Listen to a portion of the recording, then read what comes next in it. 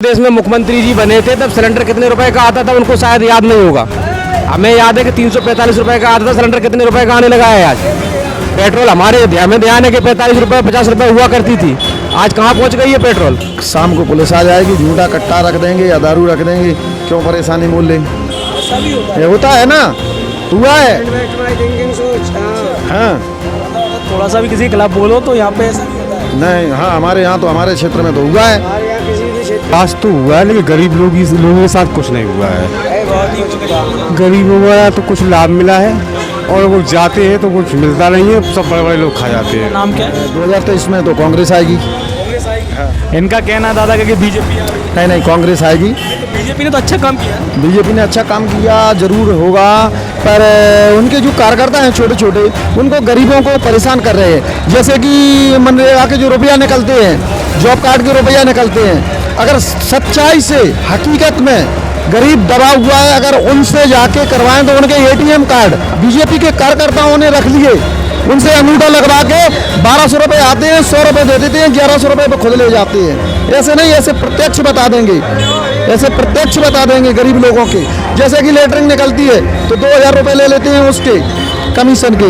आवास योजना, प्रधानमंत्री आवास योजना बीजेपी, उस पर भी 20-20 हजार रुपये, 50-50 हजार रुपये कौन लेता है? बीजेपी के छोटे छोटे कार्यकर्ता। कांग्रेस वालों को कहना ये है कि जो लाडली लक्ष्मी बहना योजना है अभी 2-3 महीने पहले स्टार्ट की है, और जब इस देश में कोरोना काल चल रहा था, मध्य प्रदेश में भी लॉकडाउन लगा हुआ था, जब महिलाएं बहनें घर में बंद थीं, उस टाइम पे सबसे ज़्यादा ज़रूरत थी, तब क्यों नहीं लागू? अरे भाई साहब, जो पूरा देश बंद था, हवाई जहाज, ट्रेनें, सारे राष्ट्रीय राजमार्ग, रास्ते बंद थे, तो तब कौन क्या कर देते? किचन तो बंद नहीं थी ना, राशन तो किचन तो सबकी चली है ना। ऐसा महंगाई चल रही थी। अरे महंगाई तो सिलेंडर तब भी तो सस्ता हो सकता था।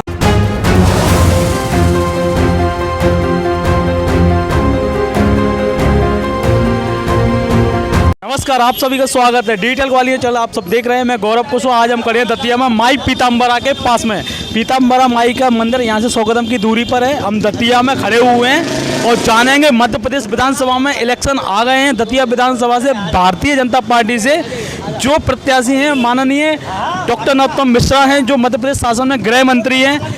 वर्तमान में उनकी जो विधानसभा है वो दतिया विधानसभा है, और उनके जो कांग्रेस से प्रत्याशी अभी हाल ही में खड़े किए गए हैं, उनका नाम है, कांग्रेस के जो प्रत्याशी है राजेंद्र भारती। राजेंद्र भारती जी को कांग्रेस से टिकट दिया गया है।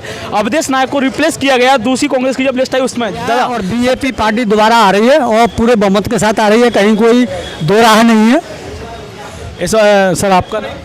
अजमेर सिंह चौहान। आप कहाँ से? यही दतिया में। दतिया विधानसभा से। तो दतिया विधानसभा में क्या लगता है इस बार? मिश्रा जी आएंगे। मिश्रा जी आएंगे।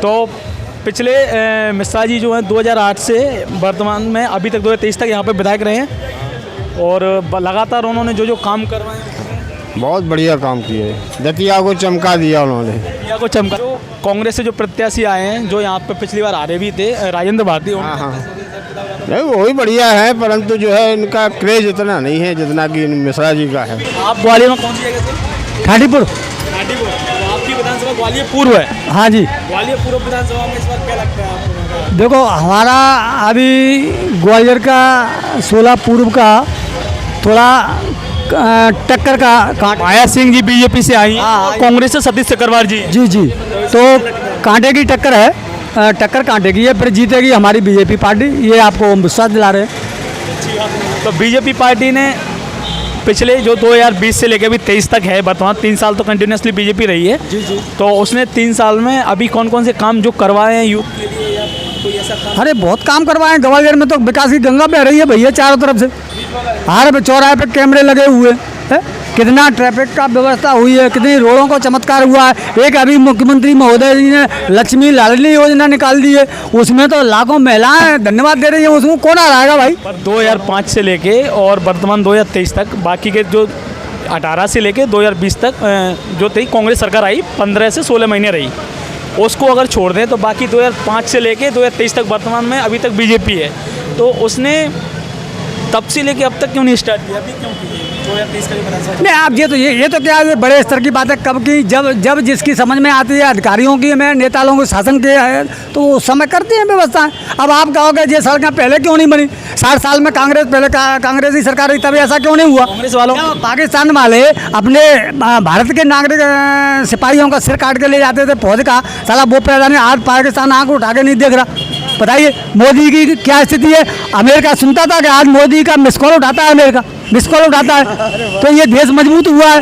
देश नहीं मजबूत हुआ। कह रहा हूँ यहाँ पे 2003 से और 2023 तक, 2018 में बस एक बार 15 से 16 महीने के लिए सरकार आई थी कांग्रेस की, तो उसमें कुछ कमी लगी आपको? जैसे सिंधिया ने सरकार गिरवा दी ये वाली, ठीक है, तो सिंधिया के जो समर्थक थे वो बीजेपी में चले गए, सरकार गिर गई, तो उसको लेके क्योंकि कहीं ना कहीं कुछ तो हुआ होगा, तभी तो 2018 में कांग्रेस आई थी। कांग्रेस आई थी ना 2018 में, तो आई थी ना, तो दादा कांग्रेस आई थी ना, तो ऐसा कुछ तो हुआ होगा। ऐसा क्या था बीजेपी में? अरे वो मैं बता देता हूँ। उस समय क्या हुआ था, उस समय वो एक माई का लाल का शब्द आया था, जो शिवराज जी के मुंह से कैसे भी निकला हो कहीं से भाषण में, तो वो यहाँ की जनता ने पकड़ लिया। तो समझ लो इतना कौन झेलेगा? जब माई का लाल कोई आरक्षण हटा नहीं सकता, तो फिर सरकार भी नहीं बना सकते, तो वो सरकार गिर गई इनकी। आरक्षण को लेके शिवराज सिंह चौहान जी ने वो जो है आरक्षण का जो मुद्दा था, वो शिवराज सिंह को, बीजेपी को भारी पड़ गया, तो उस पर गुलाम खा गई सरकार। क्या लगता है इस बार नहीं पड़ेगा? नहीं, अब इस बार तो क्या आ रही है सरकार, कोई दिक्कत नहीं है। हाँ, अब तो उसके बाद में वो उनमें सुधार आ गया ना, वो माफी मांग ली जनता से, निकल गई। आप बात करेंगे? हमारा भूपेंद्र सिंह परमार।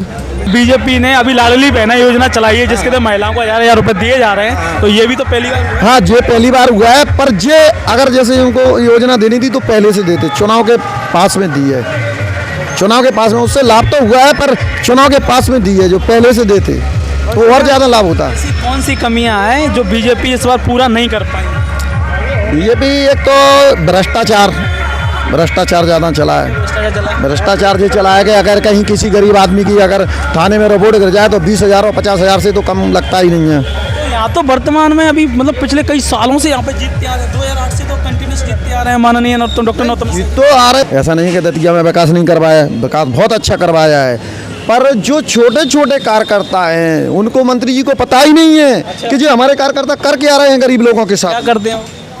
बताया हमने आपको, छोटे छोटे कार्यकर्ताओं से जैसे कि जॉब कार्ड है, उनके पैसा निकलवाते हैं। जैसे सरपंच बन गए तो सरपंच ने धीरे से अपने प्राइवेट आदमी को भेज दिया, लेने के फलाने के खाते में डाल दिए, जो उनके लाइन के होते हैं उन्हीं को मजदूरी कार्ड में लगा देते हैं। उनसे 1100 रुपये 100 रुपये उनको दे दिए।